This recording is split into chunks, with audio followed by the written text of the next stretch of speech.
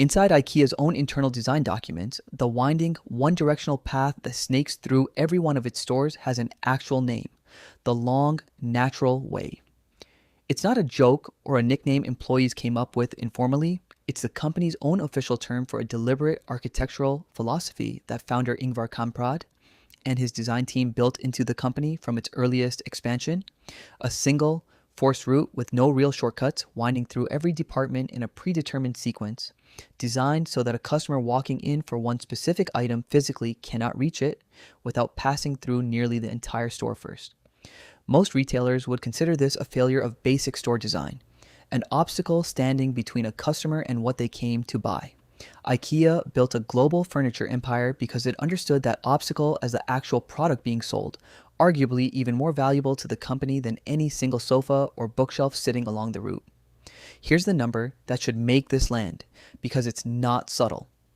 Industry comparisons of average time spent per visit have consistently placed IKEA dramatically above typical furniture and home goods retailers, with some analyses estimating the average IKEA visit runs 2 to 3 hours, compared to a fraction of that for a comparable trip to almost any competing furniture store. That gap isn't an accident of IKEA simply having more square footage to browse. It's a direct, measurable outcome of a store layout engineered, department by department, fixture by fixture, to keep you inside that building for as long as humanly comfortable, using techniques far more sophisticated and specific than the general make customers walk past more stuff principle that governs a lot of ordinary retail. My name is Alex, and I spend a strange amount of time reading retail architecture research and, for this video specifically, actual IKEA design philosophy documents and interviews with people who've worked inside the company's store planning process. Because it turns out this is one of the most extensively documented, most deliberately engineered retail environments on the planet, refined continuously for decades by a company that has never been shy about explaining exactly why it built its stores this way. Here's what's ahead: the academic concept, named after a real architect, that explains why getting deliberately disoriented inside a large retail space measurably increases impulse spending, and why IKEA's layout is almost a textbook application of it. The specific two-part structure of an IKEA store, the aspirational showroom, and the self-serve warehouse, and why splitting the experience this particular way does something neither section could accomplish alone. The strategic placement of the restaurant, the children's play area, and the small, cheap impulse items clustered right before checkout, each one solving a different problem in the same overall system. The staffing economics that make this model far cheaper to run than a conventional furniture store, despite the enormous square footage involved. And the deliberately rare, deliberately inconvenient shortcuts IKEA does technically provide, and what their scarcity tells you about how seriously the company protects the forest path. This isn't a video claiming IKEA is some kind of retail villain or that shopping there is a mistake. Plenty of people genuinely love the experience, and the low prices and self-assembly model deliver real value most competitors can't match. It's a video about the actual mechanics of why a trip for one lamp turns into a 3-hour expedition. Because once you see the design clearly, you'll navigate the building with a very different level of awareness the next time you're standing at the entrance, staring down that first long corridor. Quick thing before we get into it: I put together a free map reading guide showing the actual documented shortcut locations across IKEA's standard store layout based on the company's own published floor plans, so you can navigate directly to what you need without walking the full route. Links in the description. I only ask for an email to send you the guide. Picture a river with no tributaries and no way to paddle back upstream. Just one continuous current carrying you steadily in a single direction from source to mouth, with no realistic way to double back once you have committed to the journey.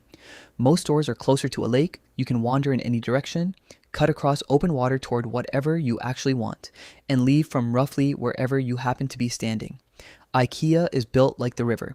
Once you're past the entrance, you're committed to a single, predetermined current, and the only way out, short of walking directly against the flow past other customers, moving the opposite way, which most people find awkward enough to avoid, is to ride that current all the way to the end.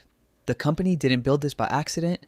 It built a river on purpose, because a lake lets you leave whenever you found what you came for, and a river doesn't let you leave until it's ready to release you. The actual academic concept behind why this kind of forced, disorienting path works so effectively has a real name and a documented history in retail architecture. Architect Victor Gruen, one of the pioneers of the modern American shopping mall in the mid 20th century, is credited with identifying what later came to be called the Gruen effect, sometimes also called the Gruen transfer, the observed phenomenon where consumers placed inside a deliberately complex, disorienting commercial space lose track of their original, specific shopping intention and become measurably more susceptible to impulse purchasing as a direct result of that disorientation.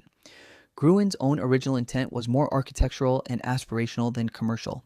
He envisioned malls as genuine community gathering spaces and reportedly grew frustrated later in life watching retailers weaponize the exact spatial confusion his designs had inadvertently proven effective at, using it explicitly to maximize impulse spending rather than the pedestrian-friendly public space he'd originally imagined. Whatever Gruen's own feelings about how his insight got used, the effect itself has been documented and referenced extensively in retail design literature since, and IKEA's single, winding, hard-to-exit path represents one of the most thorough, most deliberate applications of exactly this principle anywhere in global retail. A customer who loses track of the specific shelf location they originally needed, surrounded by unfamiliar departments and no clear sense of how far they are from the exit, becomes far more receptive to whatever the current department happens to be selling in that specific moment. This connects directly to something else IKEA stores do deliberately: the near total absence of windows and clocks throughout the warehouse and showroom floor, a design choice IKEA has discussed openly in interviews over the years, though for a somewhat different primary reason than the time disorientation strategy covered in discussions of other windowless retail environments like casinos. IKEA's stated rationale centers heavily on lighting control, allowing the company to stage each showroom vignette, the full furnished room displays that make up the aspirational upper level of most stores, under carefully controlled artificial lighting that stays completely consistent regardless of the time of day or weather outside, ensuring every showroom looks exactly as intended no matter when a customer walks through. But the side effect, whatever the primary stated intention, functions almost identically to the disorientation mechanism covered a moment ago. Without windows offering a glimpse of the outside world and without visible clocks offering an easy time check, customers lose two of the most basic environmental anchors people normally use to gauge how long they have been somewhere and how much of the building they've actually covered, reinforcing the same Gruen effect the winding path was already creating through pure physical route design. The two-part structure is worth understanding in more detail because this is where IKEA's design gets far more elaborate than a simple single-path maze, splitting the whole experience into two psychologically distinct zones that accomplish different goals.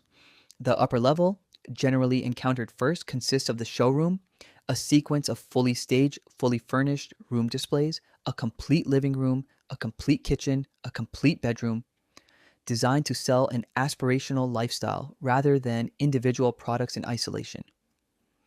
Retail design research on stage room displays has consistently found that showing furniture within a complete, lived-in looking context measurably increases purchase intent compared to displaying the same individual items on isolated, unstaged shelving, because the display isn't really selling you a shelf. It's selling you a vision of an organized, aesthetically coherent life that the shelf happens to be one component of. The lower level, the warehouse marketplace, functions in an almost opposite psychological register: dense, utilitarian, self-serve, organized by category rather than by staged room, designed to feel like efficient, no-nonsense bulk shopping rather than aspirational browsing. This deliberate contrast matters because it lets IKEA extract two completely different kinds of purchasing psychology from the same customer during a single visit. The aspirational, emotionally driven decision-making, the showroom is built to trigger, followed by the practical, efficiency-driven bulk buying instinct the warehouse marketplace is built to trigger, essentially running a customer through two separate psychological modes back-to-back rather than relying on just one for the whole visit. The restaurant deserves its own discussion because its specific placement and function reveal a level of strategic thinking most customers never consciously register even while directly benefiting from it. IKEA's in-store restaurants are famously inexpensive, and the company has been open in various interviews and public statements over the years about deliberately pricing food close to, or in some specific promotional cases below, actual cost, treating the restaurant as a loss leader rather than an independent profit center. The restaurant's placement partway through the standard route, rather than only at the very entrance or exit, is equally deliberate, positioned to intercept shoppers at the point where physical fatigue and hunger would otherwise start working against continued browsing, offering a low-cost, low-friction break that restores energy and blood sugar without requiring anyone to actually leave the building and risk not returning. A customer who stops, eats an inexpensive meal, and resumes shopping afterward isn't just a customer who avoided leaving early out of hunger or fatigue. They're a customer whose overall visit duration just got extended by the length of a full meal. All of it still counting toward total time inside a store whose whole layout is designed to convert time spent into money spent. The children's play area, commonly branded Smolin in many markets, serves a closely related but distinct function within the same overall strategy. By providing a supervised, free, or low-cost space for children to play while parents continue shopping, IKEA directly removes one of the most powerful natural constraints on total shopping duration for any parent: a child's patience and attention span. A parent shopping without this option faces a hard, non-negotiable time limit dictated entirely by how long a young child can reasonably be expected to stay calm and cooperative inside a large, visually overwhelming retail space. Removing that constraint doesn't just make the experience more pleasant for the parent, it directly extends the realistic ceiling on how long that specific customer can remain inside the store and continue moving through the current. Removing what would otherwise be one of the most common, most abrupt reasons an otherwise engaged shopper cuts a visit short. The small, inexpensive items clustered heavily in the section of the warehouse marketplace, positioned closest to checkout, represent one of the most carefully calibrated impulse zones in the entire store. Candles, picture frames, small kitchen gadgets, plants, and similar low-cost items appear in dense concentration in this final stretch of the path, positioned deliberately at the point where a customer has already committed to a purchase, already mentally crossed the threshold from browsing into buying, and is now moving through the last portion of the route before reaching the checkout line.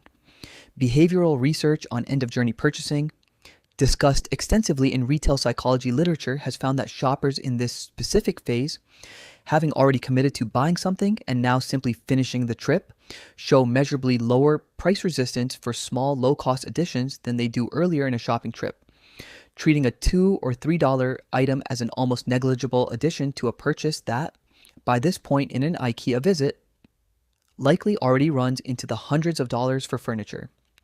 This section isn't positioned near checkout by convenience or coincidence.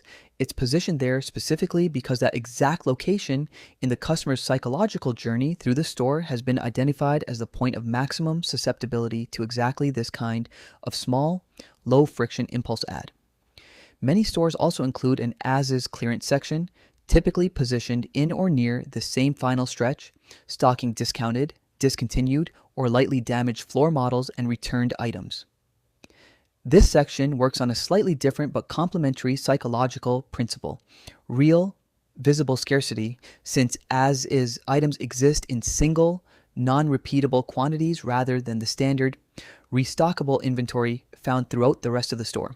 A customer encountering a deeply discounted item they know cannot be reordered or found again on a future visit faces a far more urgent, time-pressured purchasing decision than anywhere else in the building. And this section's placement near the end of the route means a customer encountering it has already been walking, deciding and spending for an extended period, arriving at this final scarcity-driven zone in exactly the depleted willpower, momentum-carried state that research on decision fatigue suggests makes snap judgments far more likely than careful, deliberate evaluation. Let me walk through a concrete scenario because seeing the full system operate on an actual family clarifies the mechanism much better than discussing each piece in isolation. A couple will call the Hendersons visit IKEA for one specific item, a desk lamp for their home office, expecting a quick 30-minute trip based on how straightforward the goal sounds. They enter through the only available entrance, which places them at the start of the showroom path with no direct route to the lighting department, which sits much further along the current, walking through several fully staged living room and bedroom displays on the way. They find themselves discussing, then adding to a mental list, a storage bench that would solve a clutter problem they hadn't been actively thinking about that morning, and a set of picture frames that matched a display they both admired.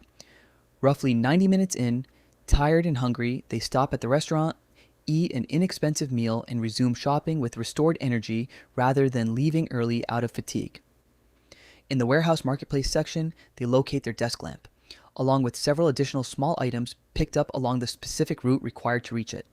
In the final stretch before checkout, they add a scented candle and a small kitchen organizer, neither one planned, both feeling negligible in the context of an already substantial purchase.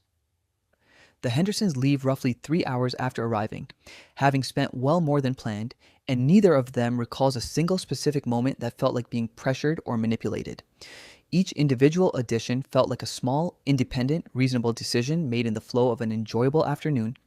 Now, compare that to a different shopper, a woman we'll call Ingrid, who has developed a specific, deliberate strategy after years of frequent IKEA visits for her small design business. Before entering, she checks the store's app for the exact bin and aisle location of whatever specific item she needs, and she knows, from experience, exactly which of the store's rare marked shortcuts, doors connecting directly between showroom and warehouse sections, bypassing large stretches of the standard path she needs to use to reach that specific area with minimal detour.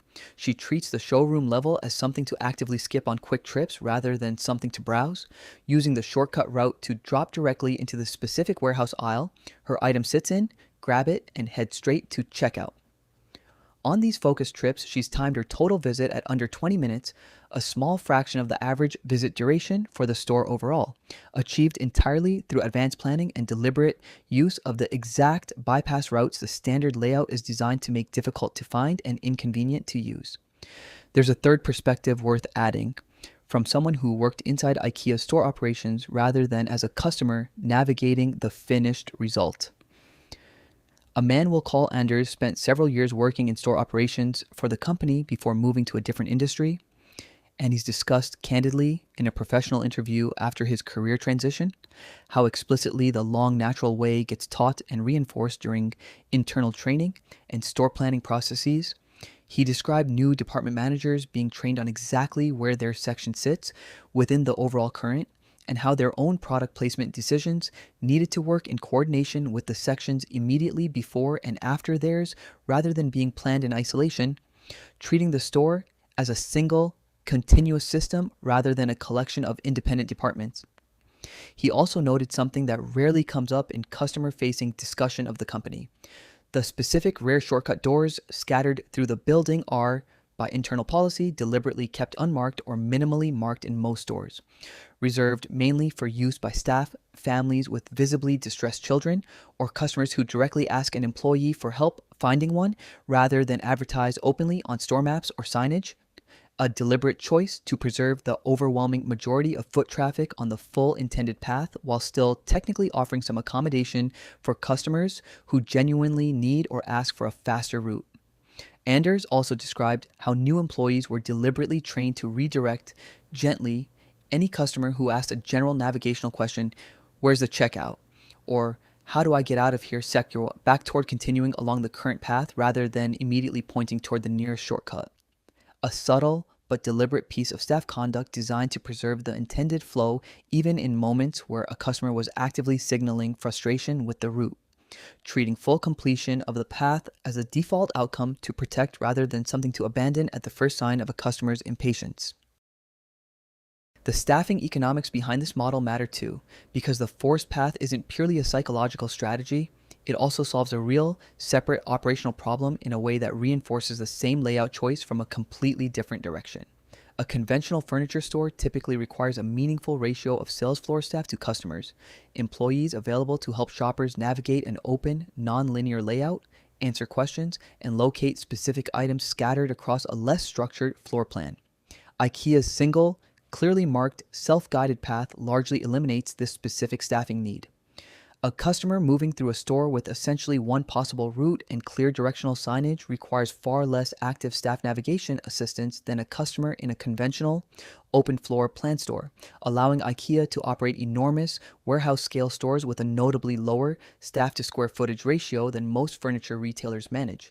This is a real, separate cost advantage that has nothing directly to do with impulse psychology, but it reinforces the same layout decision from a labor economics angle, entirely independent of the Gruen effect or the showroom to warehouse psychological split.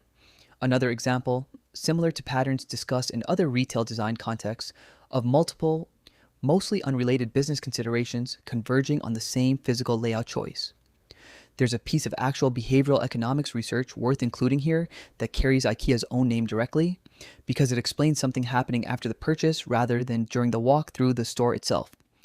Researchers Michael Norton, Daniel Mochon, and Dan Ariely published a study in 2011 documenting what they termed explicitly the IKEA effect, the finding that people assign disproportionately high value to items they assemble themselves compared to identical, pre-assembled versions of the same object, even when the self-assembled result was objectively imperfect or somewhat clumsily put together. In their experiment, participants who built their own IKEA storage boxes, origami figures, or Lego sets consistently valued their own creations more highly, in some cases nearly as much as professionally made equivalents, than a neutral third party evaluating the same finished object from the outside.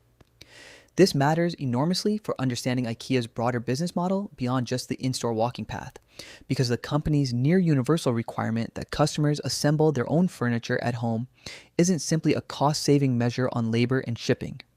Real and significant as those savings are, it also appears to generate a genuine psychological attachment to the finished product that a fully assembled equivalent purchased elsewhere would be less likely to produce. An attachment that plausibly translates into stronger brand loyalty and a higher likelihood of returning for future purchases, layering a second, entirely separate psychological mechanism on top of everything happening during the shopping trip itself. This connects back to the small tools scattered throughout the store, the pencils, order slips, tape measures, and paper bags positioned at regular intervals along the path, because these aren't purely functional conveniences either. Providing a customer with a pencil and a slip of paper to jot down a product code or a tape measure to check whether a specific shelf will fit a specific space at home actively increases engagement with individual products beyond passive browsing, encouraging a customer to physically interact with and mentally commit to specific items in a way that simply walking past a display never would. A shopper who has taken the time to measure a space and write down a product code has invested a small amount of real, tangible effort into that specific potential purchase, a small-scale version of exactly the kind of self-directed investment the IKEA effect research suggests increases the eventual value someone places on the outcome, whether that outcome is an assembled bookshelf at home or simply the decision to buy the bookshelf in the first place. This model has remained remarkably consistent across IKEA's global expansion into dozens of countries with wildly different retail cultures and consumer expectations, and it's not simply a single design choice made once and never revisited. The company has continuously tested and refined specific elements of this system for decades, adjusting showroom staging, restaurant menu pricing, and impulse item selection near checkout based on ongoing sales data across thousands of stores worldwide, while keeping the fundamental architecture, the single forced path, the two-part showroom and warehouse structure remarkably consistent across nearly every market it operates in. This consistency itself is telling. A design this expensive and complex to build and maintain, replicated with only minor local variation across dramatically different countries and cultures, reflects an extremely high degree of confidence, backed by decades of consistent sales data, that the underlying mechanism works reliably across an enormous range of different customer bases, rather than being a quirky, culturally specific choice that happens to work in one particular market and gets adjusted elsewhere. Here are 6 things worth applying whenever you're heading into an IKEA store or any large retailer using a similar forced path design. Rule 1. Before entering, check the store's app or website for the specific aisle and bin location of the exact item you need, because this single step transforms an otherwise unavoidable full store traverse into, at minimum, a clearly defined target you can navigate toward with intention rather than passively following wherever the path leads. Rule 2. Ask a staff member directly about shortcut routes if you're visiting for a small, specific purchase and want to minimize your time in the store, because these routes generally do exist even when they're not prominently marked on public signage, and store employees are typically able to point you toward them if you ask. Rule 3. Treat the showroom level as optional rather than mandatory if your actual shopping goal sits in the warehouse marketplace section, because the aspirational staging that makes the showroom so effective at generating unplanned additions to your list only works if you actually walk through it, and skipping it entirely when possible removes an entire layer of the system's influence in one step. Rule 4. If you do stop at the restaurant, Treat it consciously as the deliberate midpoint break it's designed to be, and use that pause as a genuine moment to reassess your original list against what you've picked up so far, rather than simply refueling and continuing forward on autopilot. Rule 5. Apply extra scrutiny to small, inexpensive items you encounter specifically in the final stretch before checkout, because this is the exact zone identified as the point of lowest price resistance in the entire store. And a $2 item feeling negligible against an already large purchase is precisely the psychological effect this section is designed to produce. Rule 6. If you're shopping with children, consider whether using the play area genuinely serves your actual shopping goals for that specific trip, or whether it's primarily extending your visit duration beyond what you actually intended, because removing the natural time constraint a child's patience normally provides isn't inherently bad, but it's worth being a conscious choice rather than a default you fall into without noticing its effect on total time spent. One reframe matters more than the rest here. IKEA's forced path isn't a single trick or a single manipulative flourish layered onto an otherwise ordinary furniture store. It's a whole, internally coherent system, built on a real, documented psychological principle in Victor Gruen's original research, reinforced by deliberate lighting and window choices, amplified by a two-part structure that runs customers through two distinct purchasing mindsets in a single visit, sustained by a restaurant and play area specifically positioned to remove the natural fatigue and patience limits that would otherwise end a shopping trip early, and quietly supported by real staffing cost savings that have nothing to do with psychology at all. None of these individual pieces would be nearly as effective in isolation. Together, they form one of the most complete, most thoroughly tested applications of environmental psychology in all of global retail, refined continuously since the company's earliest expansion, and disguised so effectively as simple, practical store layout that most customers walk the whole route, every visit without ever consciously registering that the current carrying them along was ever a deliberate design choice at all. The IKEA effect adds one final layer to this that most other retailers can't claim. Even after the walk through the store ends and the receipt is paid, the psychological engineering continues at home, in the form of an assembly process that, according to the actual published research bearing the company's name, makes people value what they've built more than they otherwise would, extending the same underlying strategy of manufactured investment well past the point where most retailers' influence over a customer would normally end at the parking lot. 3 takeaways. 1. IKEA's single, winding path is a direct, deliberate application of the Gruen effect, the documented phenomenon where spatial disorientation inside a complex retail environment measurably increases impulse purchasing, reinforced by windowless, clockless lighting control that removes the environmental anchors shoppers would normally use to track time and location. 2. The two-part showroom and warehouse structure runs customers through two distinct psychological modes in a single visit: aspirational lifestyle-driven browsing, followed by practical bulk buying, extracting a wider range of purchasing behavior than either zone could achieve alone. 3.